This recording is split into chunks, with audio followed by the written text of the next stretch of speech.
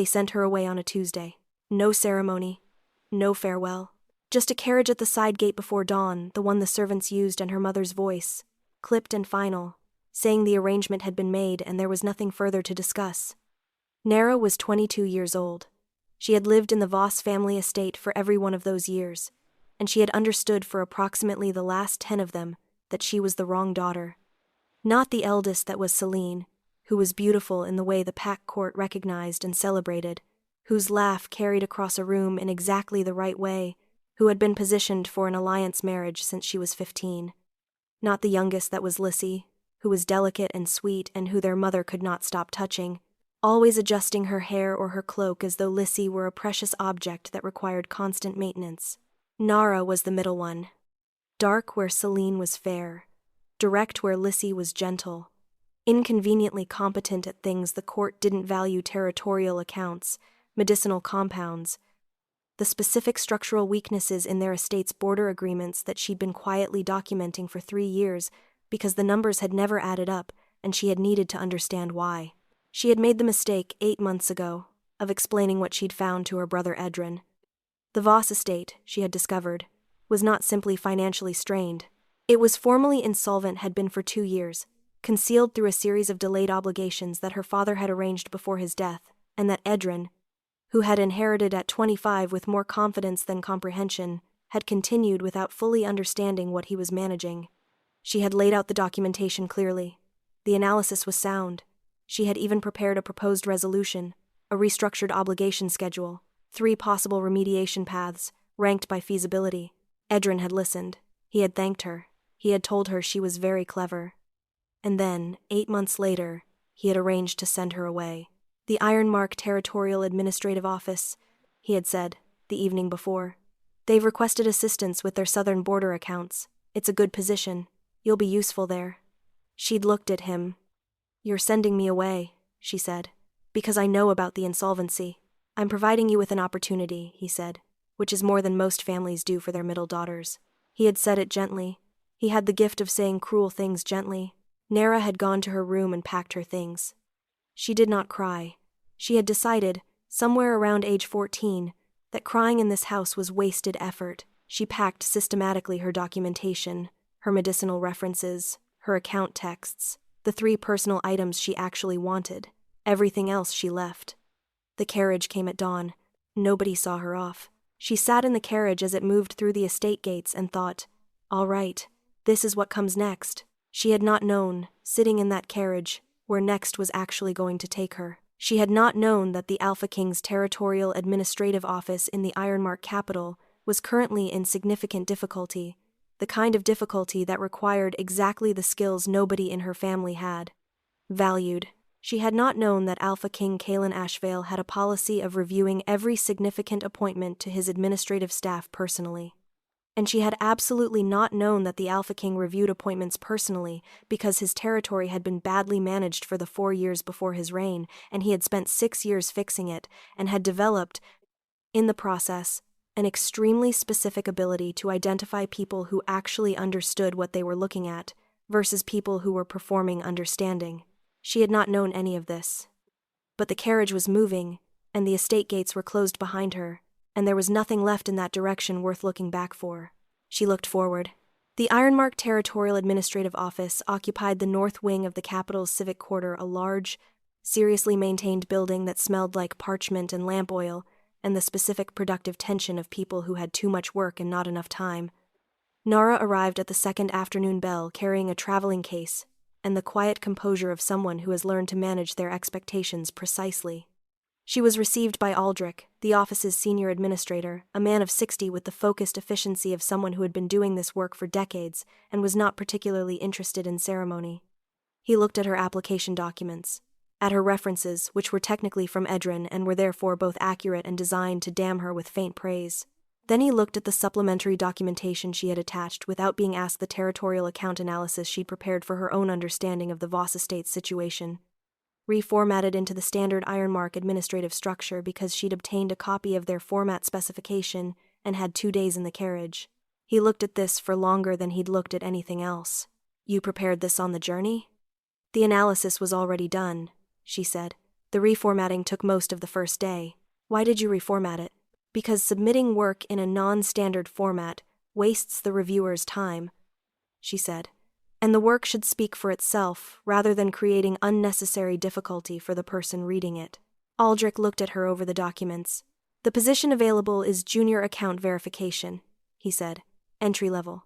You understand that? Yes, she said. The work is detailed and repetitive. I prefer detailed work, she said. Repetition is only tedious when the work itself isn't worth doing. You'll start tomorrow at the first bell.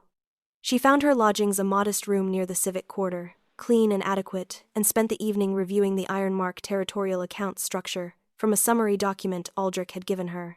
Not because she needed to, because she wanted to understand the context before she started. She was good at her work. That was the thing Edrin had fundamentally misunderstood when he'd decided she was a liability. She was exceptionally good at her work, and good work in a place that needed it tended to be noticed. It took 3 weeks. The noticing began with a discrepancy. She found it on the 14th day, an irregularity in the southern borderland assessment records that didn't align with the corresponding obligation filings. Small, the kind of thing that could have been an administrative error. She tracked it back 5 years. It was not an administrative error. She documented everything with the methodical thoroughness she'd spent years developing in her bedroom at the Voss estate, while her family held dinners she wasn't invited to. She cross-referenced. She verified. She prepared the analysis in the standard format. She brought it to Aldrich on the 17th day. He read it. His expression did not change substantially, but she had become quite good, over the years, at reading the expressions that didn't change substantially.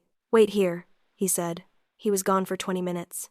When he came back, he was accompanied by a man Nara did not immediately recognize and then did, with a specific internal jolt that she managed not to show on her face. She had seen the Alpha King's formal portrait in the office entrance hall. She recognized the gray eyes and the specific quality of attention he brought to a room not announcing itself but present, the way weight was present. This is the person who prepared the analysis, Aldrich said. The Alpha King looked at Nara. She looked back at him. Sit down, he said. Walk me through it. She sat down. She walked him through it. It took 40 minutes.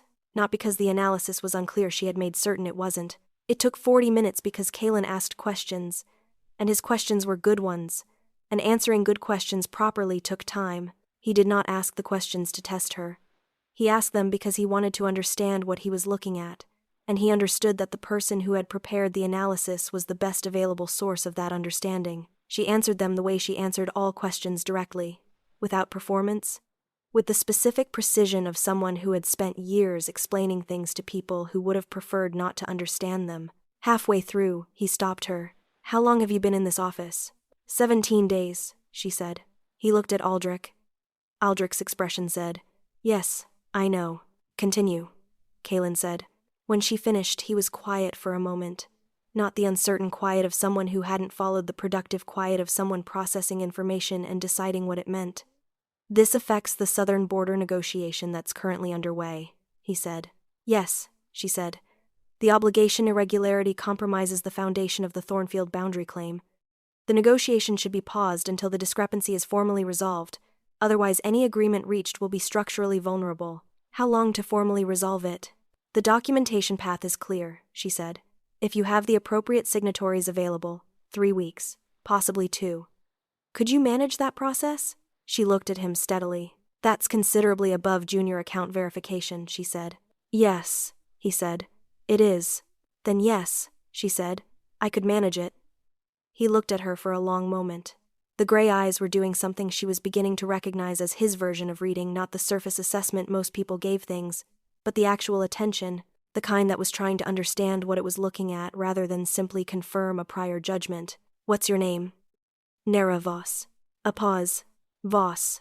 The Southern Estate family. Yes. You were sent here from there. Yes. He didn't ask the obvious follow-up question. She appreciated that. You'll be reassigned, he said. Aldrich will handle the formal transfer. The southern boundary process needs to begin immediately. He stood. The meeting was apparently concluded. Nara Voss, he said, at the door, without turning around. My lord. The supplementary analysis you submitted with your application. A pause. The Voss estate situation. You prepared that.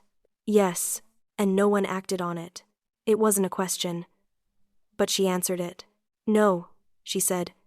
No one acted on it. He was quiet for a moment. Their loss, he said, and left. Nara sat in the empty room for a moment. Then she opened the boundary documentation file and began. The court had opinions about the Voss girl in the administrative office. They formed them with the specific efficiency of an institution that had been producing opinions about women who shouldn't be where they were for several centuries and had the process well optimized. She was Omega unranked, from a family that the informed court gossip described as declining with the careful precision of people who knew it was actually insolvent but preferred the more elegant term. She had no formal administrative credentials. She had been sent to the position rather than seeking it, which immediately established her as someone who hadn't wanted to be here.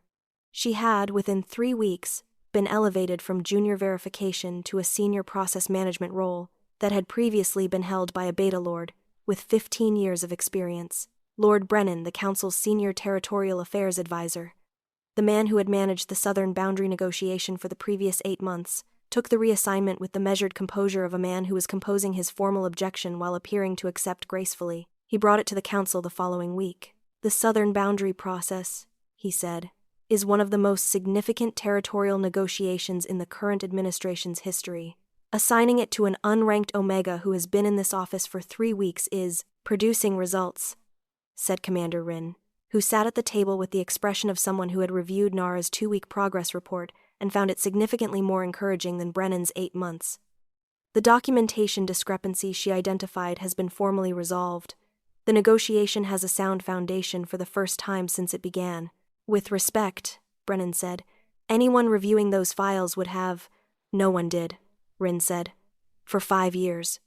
Kalen, at the head of the table, was quiet. The process assignment stands, he said.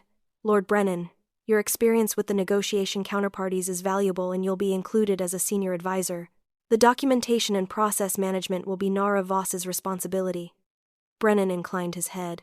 He had the expression of a man who was deciding whether this was a battle worth continuing now or later. He decided on later. Nara found out about the council meeting from Aldrich, who told her with the matter-of-fact efficiency of someone who believed she deserved to know. Brennan will try to undermine the process outcomes, Aldrich said. He'll attribute good results to the negotiation counterparties and bad ones to your management. I know, she said. You've dealt with this before. My whole life, she said. You learn to document everything. Then the outcomes speak through the record rather than through who gets credit. Aldrich looked at her. You're going to be all right here, he said. It had the quality of a conclusion reached after observation rather than a courtesy statement. Yes, she said. I think so. The southern boundary process took 11 weeks. It was detailed, sometimes tedious, occasionally complicated by Brennan's faction inserting friction at specific pressure points, and ultimately successful. The formal agreement was signed on the 64th day of Nara's work in the Ironmark Administrative Office. She was present at the signing ceremony because the process documentation required the managing administrator's formal witness signature. She signed where she was supposed to sign, completed the formal record, and then moved to the side of the room where the ceremony would continue without requiring anything further from her. Kalen found her there. Not with ceremony. He simply came to stand beside her in the specific, unhurried way he moved through his own palace present, without announcement, attentive without performance. 64 days, he said. The documentation path was straightforward once the foundation discrepancy was resolved, she said. The timeline was consistent with what I estimated. Brennan's people told me you were lucky. That the counterparties were accommodating this cycle and that's why it concluded. Yes, she said. I imagined they would. Are they right? She looked at him. The counterparties were accommodating, she said carefully, because the documentation gave them no legitimate grounds for obstruction. A well-constructed process produces cooperative counterparties. It's not luck, it's what good process management looks like. He was quiet for a moment. You documented that. I document everything, she said. The record shows the specific decisions and their outcomes. Anyone reviewing it can trace the causality. You built in protection against the credit reattribution. Yes, she said. He looked at her steadily. You knew they'd try. I've known people like Brennan my whole life, she said. Different names, same behavior. You learn to make the record speak for itself. The ceremony continued around them.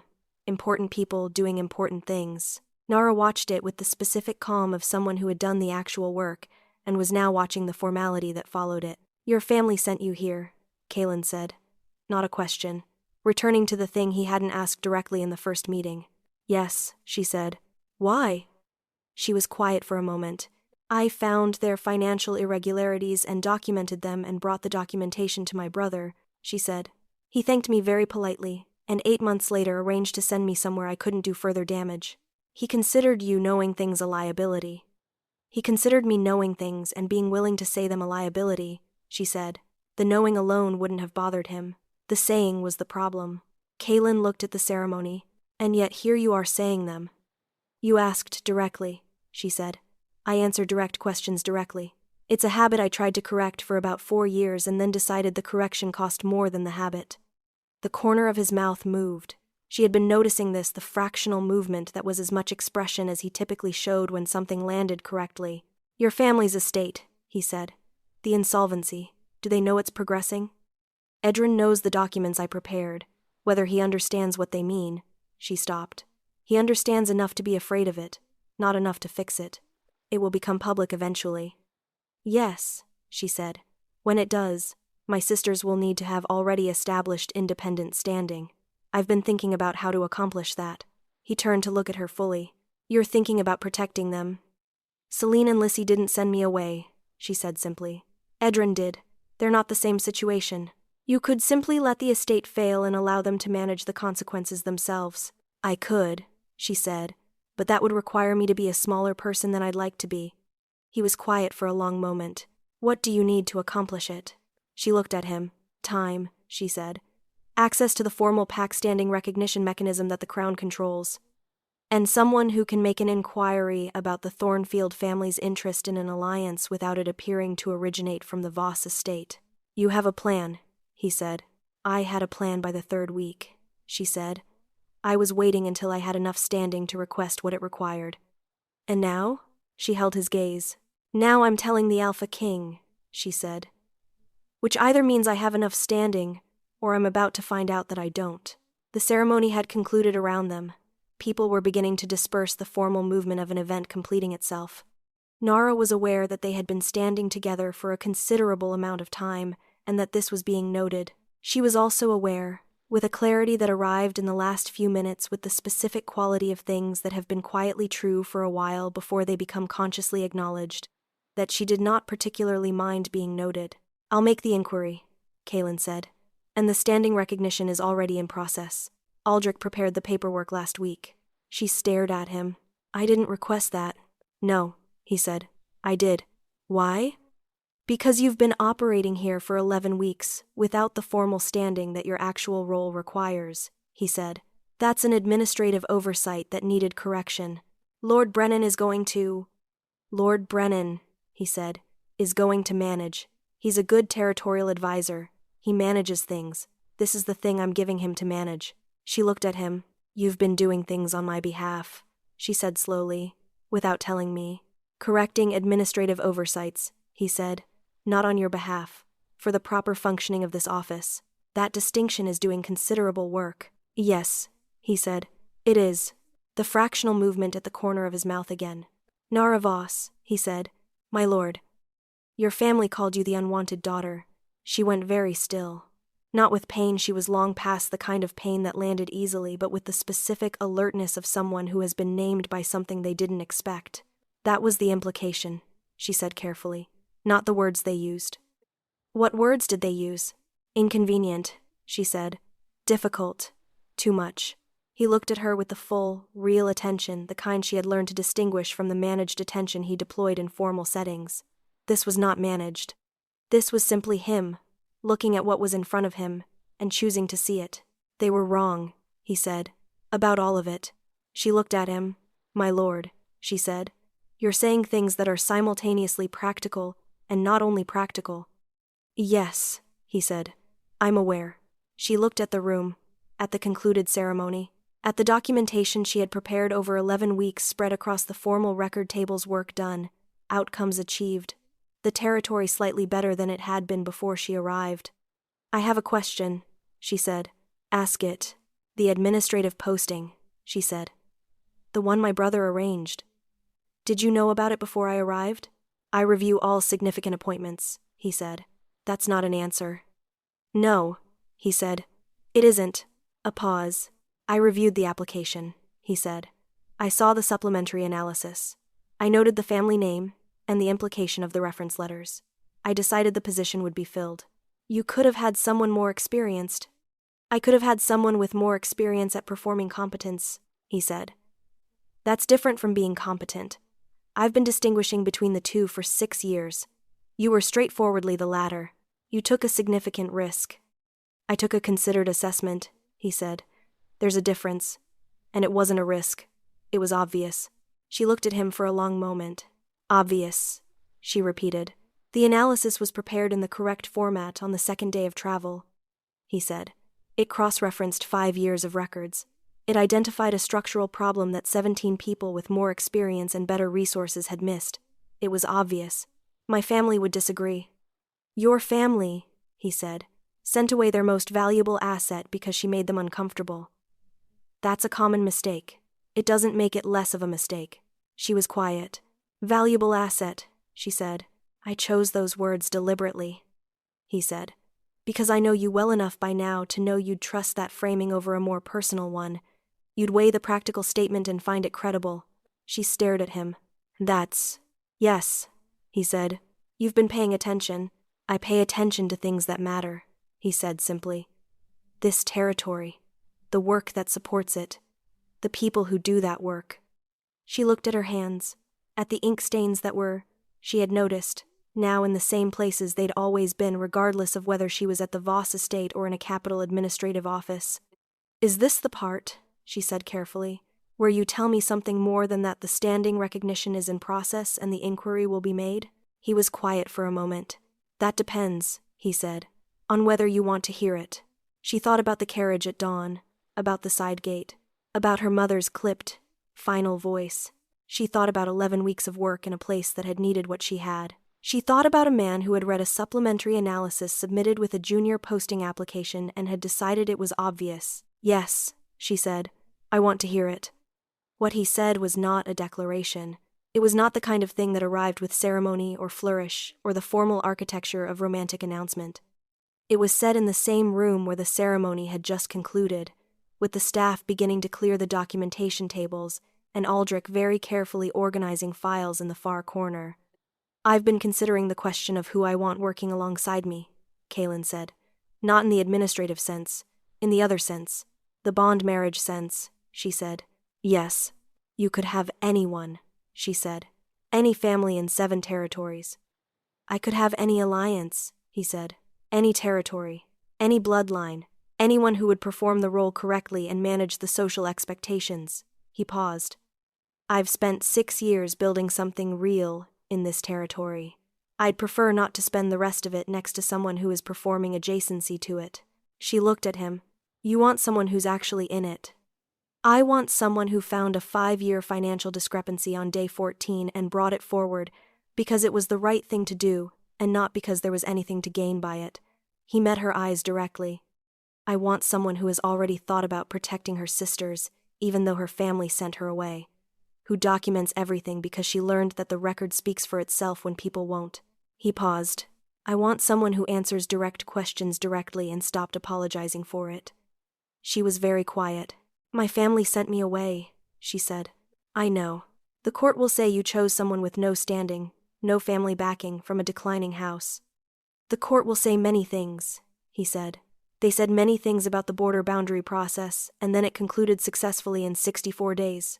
This is different from a boundary process. Yes, he said. It is. This is considerably more important. She looked at him steadily. Kaelin, she said. His name rather than his title, and she watched him notice it, the slight shift that said it landed. Nara. I need to say something, and I need you to hear it as what it is, not as a refusal. All right? I spent 22 years being told I was too much, she said. Too direct, too capable in the wrong directions, too willing to say what I found instead of what was comfortable. And I spent a significant portion of those years wondering if they were right, if I should be less. You should not be less. I know that now, she said, but the habit of wondering is still there.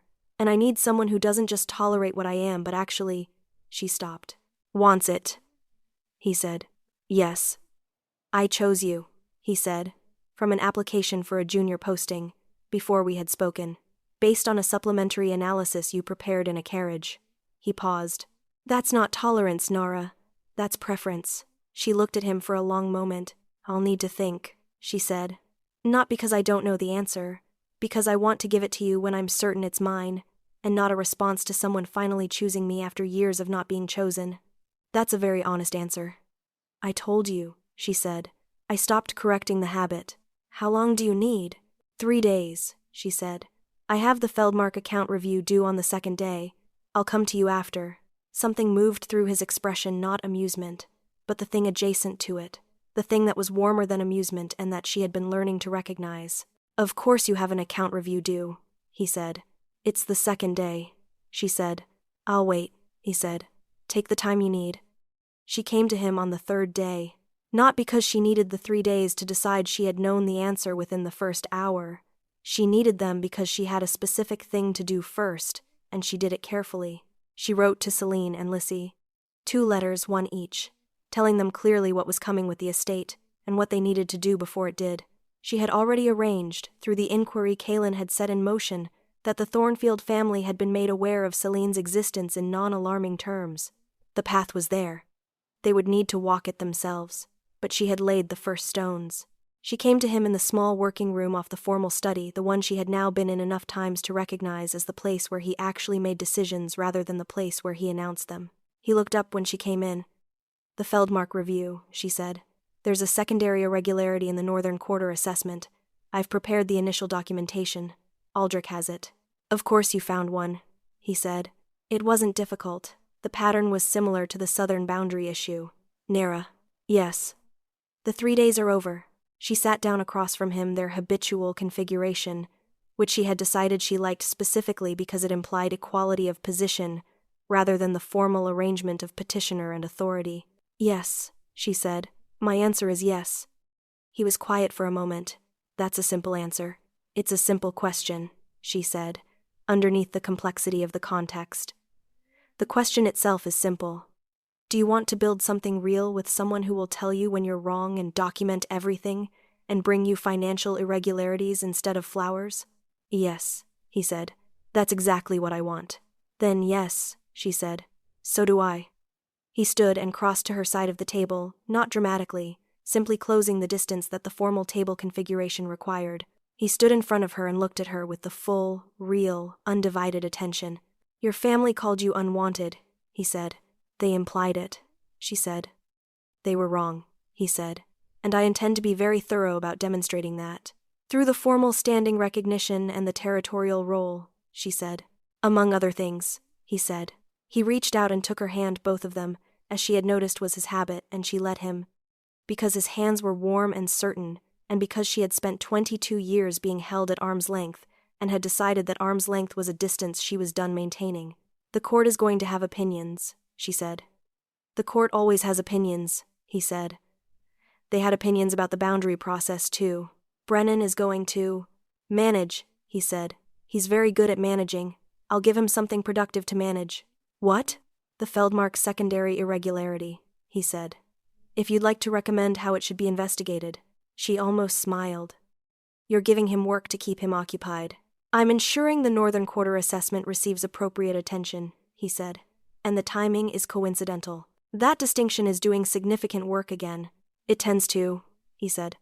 She looked at their joined hands, at the ink stains on her fingers that were, she thought, going to be there for the rest of her life regardless of what title eventually accompanied her name. She found she didn't mind. They sent me away, she said, not with grief, with the clear-eyed acknowledgement of someone who had made peace with a true thing. And I landed here. Yes, he said. Here has turned out to be, she stopped, found the right word, considerably better. Yes, he said. It has. Outside the working room, the Capitol went about its afternoon business. The administrative office continued its work. Aldrich was probably reviewing the Feldmark documentation. Brennan was probably composing his next formal concern. The territory continued being the territory, requiring management and attention and people willing to do the actual work. She was, she thought, in exactly the right place. She had not expected that, sitting in a carriage at dawn watching the Voss estate gates close behind her. But then, the best things rarely announced themselves in advance. They simply arrived. And you recognized them when you did.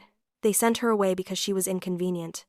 Too direct, too capable, too willing to say what she found. They called her unwanted. They sent her to an office at the edge of the capital and assumed that would be the end of it. It was not the end. It was the beginning, because what they had tried to discard, the precision, the documentation, the habit of honesty that wouldn't be corrected, was exactly what was needed, by a territory that had been badly managed, by a king who had spent 6 years fixing it, by a man who looked at a supplementary analysis prepared in a carriage, and thought, obvious. They called her unwanted. He called her his treasure, not with ceremony, not with flourish, with a standing recognition prepared before she asked, with an inquiry made before she explained, with gray eyes that read a junior posting application and saw exactly what was there. That's what it looks like, when someone finally sees you, not with pity, not with rescue, with recognition.